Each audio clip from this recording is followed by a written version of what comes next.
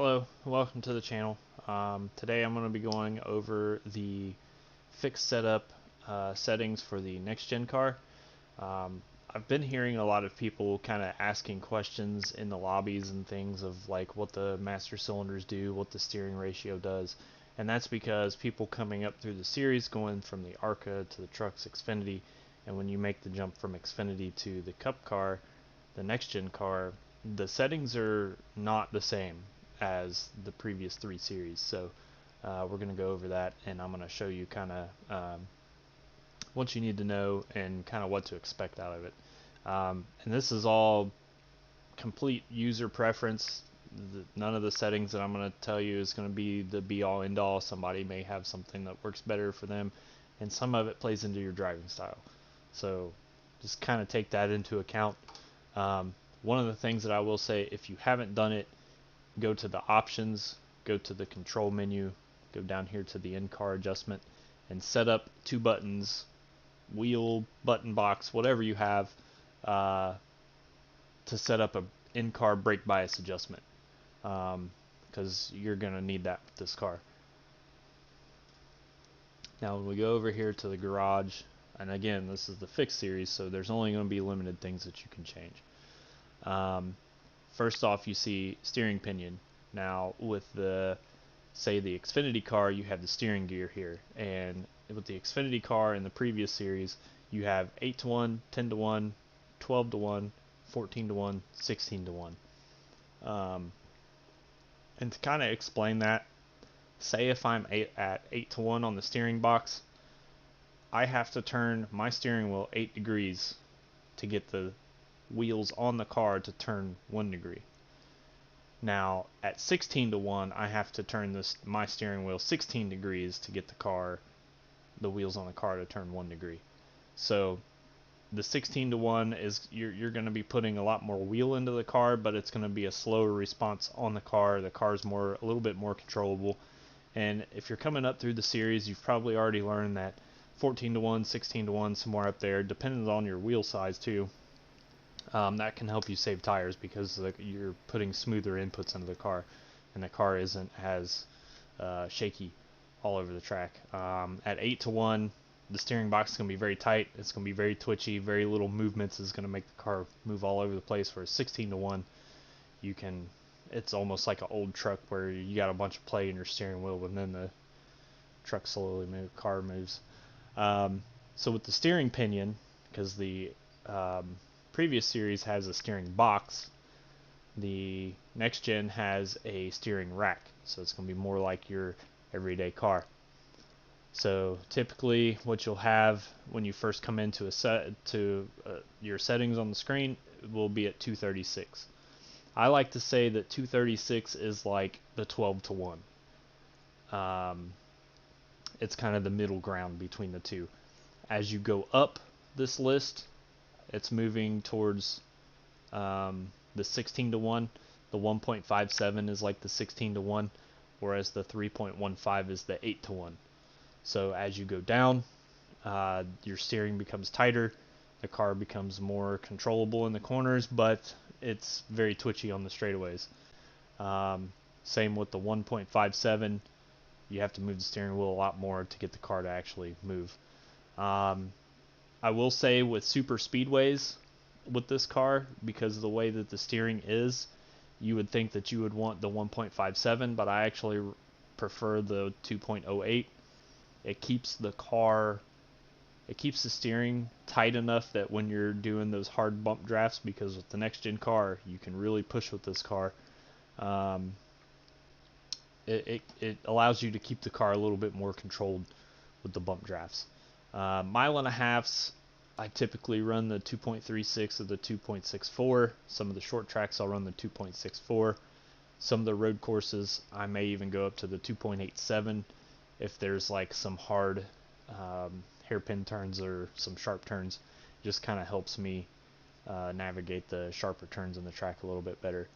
But yeah, so as you go down the list, the steering gets tighter. As you go up the list, the steering gets looser. And what I mean by that is as far as like how far you have to turn the wheel to get the car to turn. Obviously 3.15 It's going to be quicker. You'll have to make smaller moves on the wheel to get the car to turn versus the 1.57 where you have to kind of exaggerate your movements to get the car to move. Steering offset, same as the previous generations, but because of the way the suspension and everything is on the car, if you have it at 0 degrees, your steering wheel is straight. Whereas like the Xfinity car, which I think is currently at Pocono, the Legacy Pocono, I run the steering at +10 because if I set it to 0, my steering wheel's over here. And I just pretty much, that's my preference. Like I just try to set the steering offset to where the steering wheel is fairly straight. Sometimes with the ARCA car, I'll have it a little bit off to the right. It just feels a little bit more natural, I guess. And the next thing you'll see is the front and rear master cylinders. So with the previous generations, Xfinity, trucks, ARCA, you don't have this master cylinder adjustment. You just have the brake bias. So the master cylinders say as you go down this list, it takes more pedal effort to get the car to stop. As you go up, you're putting more power to the calipers and it takes less pedal effort to get the car to stop. I will say that there is no instance that I have ever went this high up the list because at 19-30 seconds you barely touch the brake pedal and the tires lock up. This is typically the setup that I run for 1.5 miles. No, it's backwards. Yeah. Sometimes I'll take this front master cylinder down to 15/16 so I can get that little bit of extra rear bias. And basically what's happened at 15/16, you can see that's down here, 27-30 seconds is up there. So with the front master cylinder at 15/16, I'm putting less power to the front brakes, more power to the rear brakes with the rear master cylinder 27-30 seconds. I kind of use that as a hard adjustment. And then the soft adjustment, I use the brake bias. And the brake bias is still setting where you have your brakes biased to the front rear. Say with the ARCA car, I run it at 60%. And that's 60% of the brakes in the front, 40% in the rear.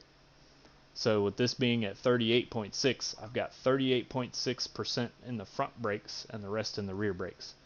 And the next gen, you really have to use the rear brakes to get the car to turn because it is a fairly tight setup in most of the fixed series races. And like I said, most of the 1.5 miles, I'll run this setup if it's really tight. If it's a looser setup, I'll run a little bit more front bias and a little bit bigger front master cylinder and a little less, which automatically gives me less rear bias. As you change these master cylinders, your adjustment window for the brake bias changes as well.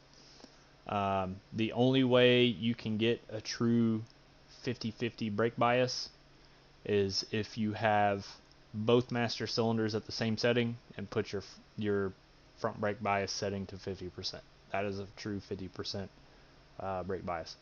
But I will say with this setup at 7/8 in the front and 27-30 seconds in the rear, if I stomp on the pedal, it locks up the tires. It will lock up the front tires. Now I will say sometimes when I first started with the next gen, especially at Martinsville, because I had an issue with locking up the brakes, but that was also before I had a load cell brake, so that played a big part there. I ran them at 1 inch front and rear, same with the road course, and I had to almost stand on the brake pedal with both feet to get it all the way down to get it to 100% brake pressure, and I still didn't lock up the tires. So you'll use your master cylinders to kind of influence the way the car handles on corner entry. But like I said, it really likes a little less front master cylinder pressure and more rear master cylinder pressure. and then shift your brake bias to the rear. If a car is still really loose on corner entry with this setup, I will get in the car and I will pump up the brake bias quite a bit, and then as the run goes on, I'll just kind of slowly, maybe once a lap, click it down one, and just slowly drop the rear, the brake bias more to the rear. And this is also useful on pit stops.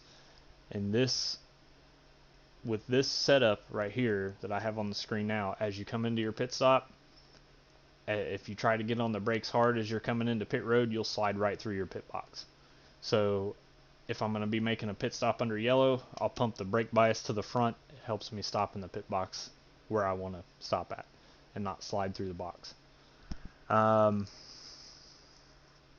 that's really about it.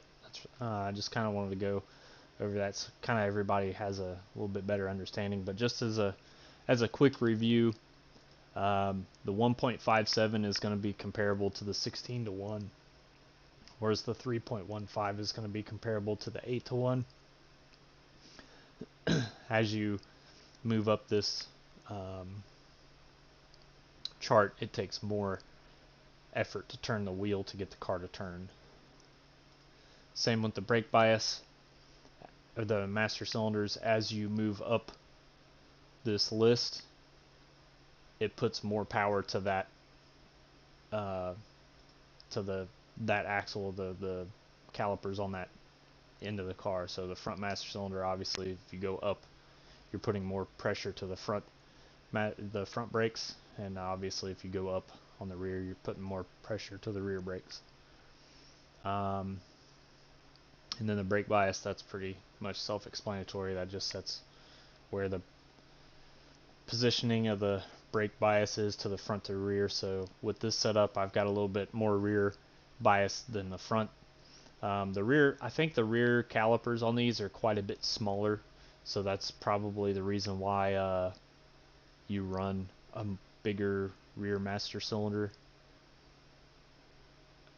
a stronger rear master cylinder with more rear brake bias to try to kind of shift that brake bias to the back. And the main reason that I run like a 236 or a 264 on the 1.5 miles is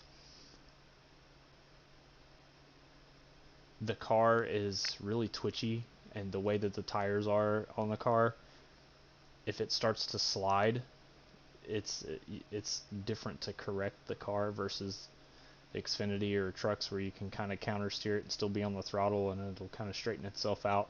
For this car, you have to let off the throttle, sometimes stop the brake with the counter steer, and kind of just stay off the throttle and just straighten it out and then start going. I will tell you, if you have a big slide with this car, it takes about a lap to get the speed back in the tires. Whereas like the Xfinity car, you slide the car through the center of the corner, it's fine by the time you get to the next corner. And also, if you start sliding this car and you're still on the throttle and you're trying to correct it and you got a lot of wheel in the right, out of nowhere, it will catch that right rear tire and it will just make a hard right straight into the outside wall. I've done it a bunch of times. I've seen other people do it. If you watch NASCAR, which I'm sure you do if you're racing in this, you've probably seen some of the drivers do it there. That's exactly what happens, is the way that the tires and the suspension works on the car. If you try to correct it just a little bit too much, it'll catch that right rear tire and it just shoots straight in the outside wall. That's really about all I have. Hopefully this video helps out somebody, and hope to see you guys out on the track sometime.